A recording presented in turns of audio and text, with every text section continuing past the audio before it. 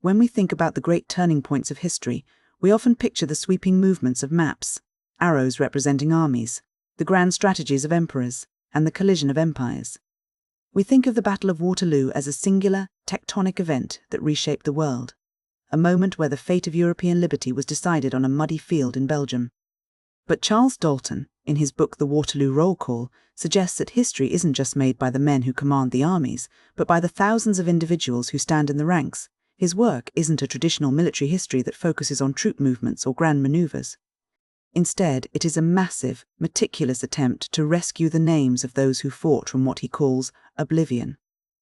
It is a roll call, a way of ensuring that the men who shaped the 19th century are not lost to time, whether they were a general or a private. To understand the scale of what Dalton is trying to do, you have to understand the stakes of 1815. The Napoleonic Wars had been raging for years, and by the time the Waterloo campaign began, the British Army was a very different beast than the one that had mobilized in 1803. It had evolved from a massive, somewhat unseasoned force into a highly professional, battle-hardened veteran corps. When the soldiers met on that field, they weren't just fighting for territory. They were the final line of defense against a continental empire that had dominated Europe for a generation. Dalton begins his descent from the top of the military hierarchy. He starts with the men at the very peak, most notably the Duke of Wellington. Dalton describes Wellington's leadership with a certain reverence, calling him a heaven-born genius. He wasn't just a commander, he was the steady, calculating centre around which the entire coalition revolved. Beside him was his vital staff, including men like Lord Fitzroy Somerset, Wellington's military secretary. Somerset is a fascinating figure in the text because his story highlights the physical reality of command. He survived the chaos of the battle, but he lost his right arm, a wound he carried for the rest of his life as he rose to become a field marshal. As we move down the chain of command, the stories become more visceral. Dalton focuses on the divisional leaders, the men who had to translate Wellington's grand strategy into the bloody reality of the front lines. Take Sir Thomas Picton, for example. He led the 3rd Division and was known for his bravery, but the personal cost of that bravery was absolute. Picton had been wounded in a previous battle, yet he concealed the severity of the wound to keep leading his men, only to ultimately fall in the heat of the battle at Waterloo. Then there is George Cooke, who led his men through the fray only to lose an arm himself. These men were the bridge between the high-level politics of empires and the mud and blood of the infantry. At the heart of Dalton's work, the part that truly gives the book its soul is when he moves away from the generals and into the muster roll of the rank and file. This is where the book becomes a collection of human stories rather than a military report. Dalton looks at the individual soldiers, the men who were often caught in the chaos of the cornfields and the smoke of the artillery. He tells us about the 2nd Royal North British Regiment of Dragoons, and through them he illustrates how war, for all its horror, offered a strange kind of social mobility. In a world of rigid class structures, the battlefield was a place where merit could sometimes override birthright. Dalton tells the story of Corporal Francis Styles, a man who rose to the rank of ensign after the incredible feat of capturing a French eagle, the highest honour a soldier could win. It is a story of sudden, violent advancement, where a man's courage in a single hour could change his entire social standing forever. Yet, amidst this violence, Dalton finds moments of profound humanity that seem almost out of place in the carnage. He records the account of Sergeant Samuel Goddard, a non-commissioned officer who showed a level of chivalry that defied the brutality of the era.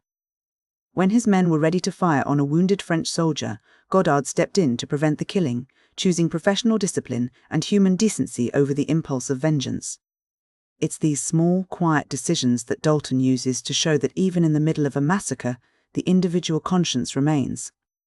The narrative arc of the book eventually reaches the climax of the battle itself, and it does so by layering these individual experiences over the grand movements of the conflict.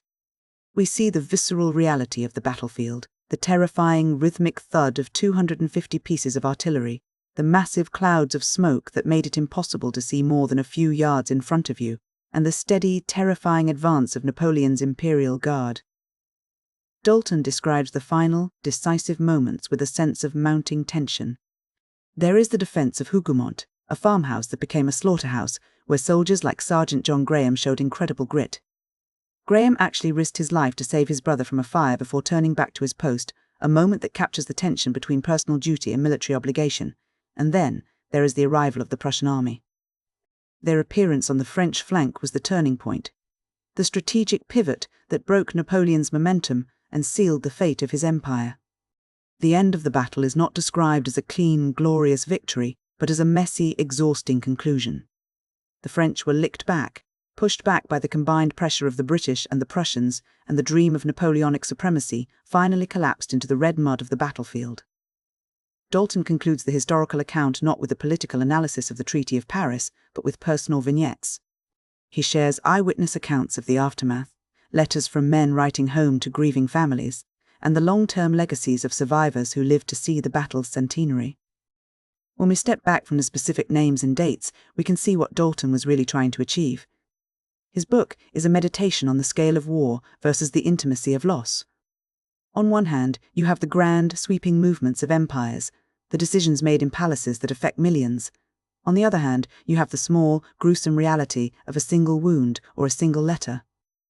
Dalton argues that the true history of Waterloo isn't found in the movement of divisions, but in the registry of the men who actually stood in the line.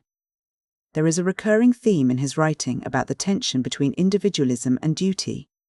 We see soldiers who prioritize their families, soldiers who prioritize their personal honor, and soldiers who simply tried to survive the next 10 minutes.